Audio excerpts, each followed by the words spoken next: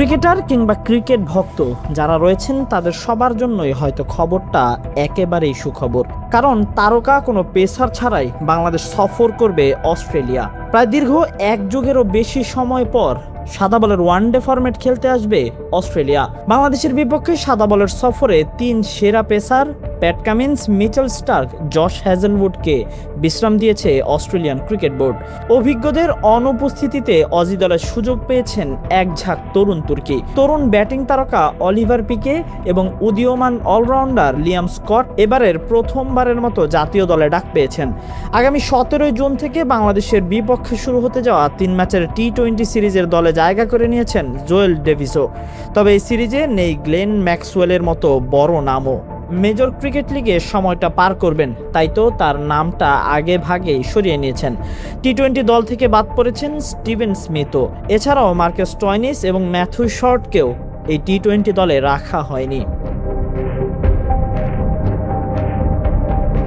Pat Cummins ও Mitchell স্টার্কের অনুপস্থিতিতে pace আক্রমণে ফিরছেন পেসার জনসন, রাইলি মেরেডিথ ও বিলি স্ট্যানলেক। বিশেষ করে চোট কাটিয়ে 2019 সালের পর আবারও জাতীয় দলে ফিরলেন পেসার স্ট্যানলেক।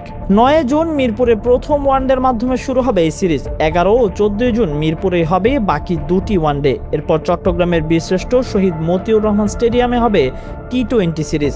17, 19 ও 21 জুন অনুষ্ঠিত হবে 3টি টি-20 ম্যাচ।